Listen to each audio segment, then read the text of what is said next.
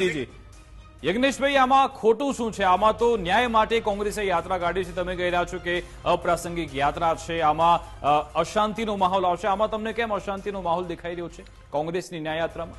વિકાસભાઈ, તમારો ઇન્ટ્રો પણ મેં સાંભળ્યો અને પાલભાઈના જવાબો પણ સાંભળ્યા.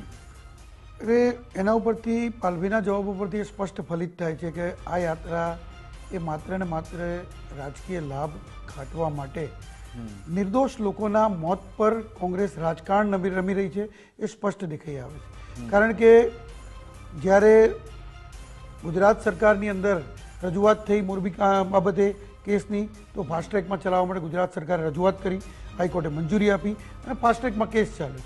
ત્યારે ફાસ્ટ ટ્રેકમાં કેસ ચાલતો હોય, તમે જે વાત કરી 43 મુદ્દામાં 16 મુદતમાં વકીલ હાજર રહ્યા નથી, 16 મુદત એ એમને ખ્યાલ નથી. પણ હાઈકોર્ટના ગેજેટમાં, કોર્ટના ગેજેટમાં પણ પાલભાઈને કે જોઈ લો. તો જો ખરેખર પીડિત પરિવારોને મદદ કરવી હોય તો તમે જે જણાવ્યું એ પ્રમાણે એમણે પીડિત પરિવારોના જે વકીલ છે એને સમયસર હાજર રાખવા જોઈએ. એની અંદર જે ખરેખર જે લોકો દોષિત છે એ દોષિતને શોધવા માટે અથવા તો દોષિતના કોઈ પુરાવા મળતા હોય તો પુરાવાની અંદર મદદ કરવી જોઈએ. અને એ પ્રમાણે પીડિત પરિવારોની મદદ કરી શકાય. નહીં કે પીડિત પરિવારોના હાથો બનાવી, એમના પરિવારોને સાથે લઈ અને તમારી અંદર તમારી રાજકીય ખેવના પૂરી કરવા માટે અને તમારી રાજકીય મંશા પૂરી કરવા માટે તમે આવી યાત્રાઓ કાઢો, ન્યાય યાત્રાનું નામ આપીને. અને કોંગ્રેસના મોઢે ન્યાય શબ્દ શોભતો જ નથી વિકાસભાઈ. કારણ કે જે કોંગ્રેસે આજે ગુજરાતને તમે જુઓ તો નર્મદા બંધની ઊંચાઈ અટકાવીને ગુજરાતને 40-40, 50-50 વર્ષ સુધી તરસ્યું રાખ્યું, એ તમે ન્યાય કરવા નીકળ્યા છો. જે આજે સરદાર સાહેબના નામે તમે રાજકારણ રમ્યું અને સરદાર સાહેબને તમે ભારત રત્ન આપવાની જગ્યાએ તમે જવાહરને ઇન્દિરાને પસંદ કરો છો, એ તમે ન્યાય આપવા નીકળ્યા છો. તમારા મોઢે ન્યાય શબ્દ ક્યારેય ન શોભે.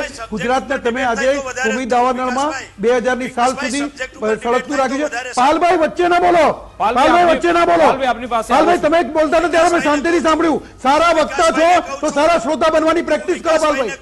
પાલભાઈ વચ્ચે ના બોલો, હજી તમને કહું છું. પાલભાઈ વચ્ચે ના બોલો.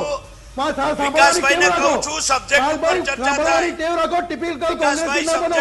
પાલભાઈ ટિપિકલ કોંગ્રેસી ના બોલો. વિકાસભાઈ નામનો અવાજ બંધ કરવામાં આવે, કાં તો મને પૂરો સાંભળવામાં આવે. નહીં, આપણે અવાજ કોઈનો બંધ નથી કરાવો. પણ પાલભાઈ સાંભળવાની આદત નથી કોઈ. પાલભાઈ યજ્ઞેશભાઈ આપને શાંતિથી સાંભળ્યા, આપ પણ તેમને સાંભળો.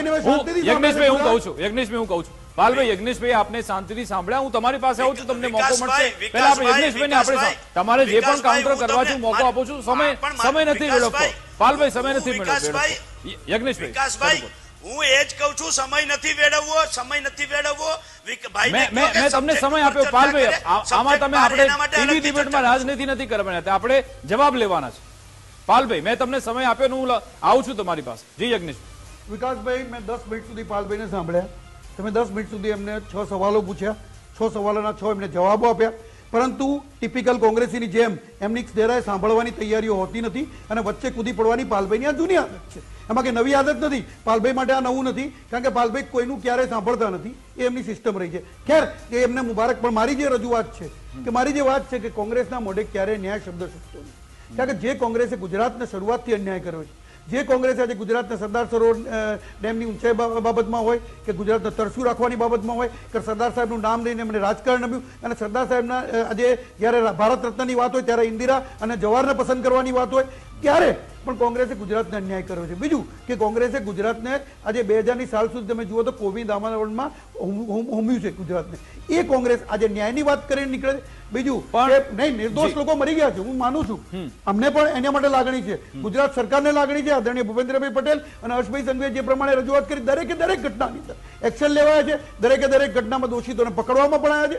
પરંતુ કોર્ટની ન્યાય પ્રણાલી મારે તમારે સ્વીકારવી પડે અને એમાં પણ